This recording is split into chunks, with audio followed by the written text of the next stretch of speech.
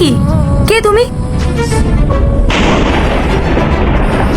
আর আমাদের বাড়িতে কি করছো? রাহুল, তুমি কি জানো ওকে? কি জানি, আমিও তো জানি না ওকে। দাঁড়াও, আমি দেখছি।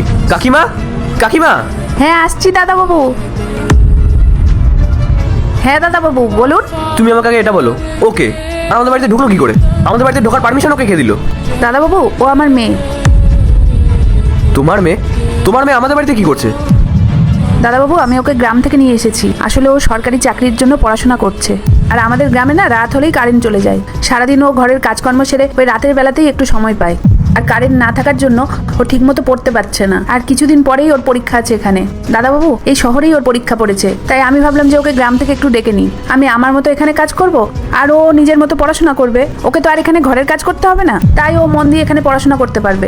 দাদাবাবু আমার ভুল হয়ে গেছে, আমি আপনার কাছে না জিজ্ঞেস করেই ওকে ডেকে এনেছি। আপনি যদি বলেন তাহলে আমি এক্ষুনি ওকে গ্রামে পাঠিয়ে দিচ্ছি। মা শোন, তুই তোর বইপত্রগুলো নিয়ে আজই গ্রামে চলে যা। দাঁড়াও, তোমাকে গ্রামে যেতে হবে না। আসলে কাকিমা, আমি জানতাম না যে ও তোমার মেয়ে। তোমার মেয়েকে গ্রামে পাঠাতে হবে না, ও এখানেই ভালোভাবে থাকতে পারবে। আর তুমি ওর পড়াশোনা নিয়ে চিন্তা করো না। পায়েলও তো পড়াশোনা করে, ও আর পায়েল একসাথে পড়াশোনা করবে। তুমি আর ওকে নিয়ে একদম চিন্তা করবে না। এবার থেকে ওর পড়াশোনার দায়িত্ব আমাদের। আপনাকে অনেক অনেক ধন্যবাদ দাদাবাবু, আপনি আমাদের জন্য এতটা ভাবলেন। আপনার এই ঋণ আমি কোনোদিন শোধ করতে পারবো না।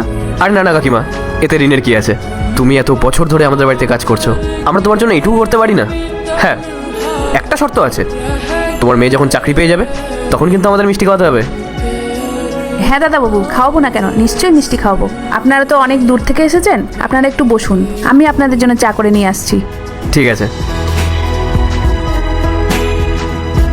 বসো। আর বলো, তোমার পড়াশোনা কেমন চলছে?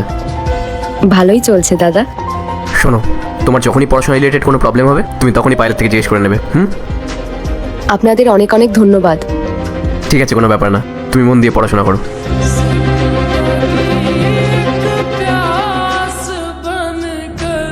দাদাবাবু আপনার জন্য মিষ্টি এনেছি।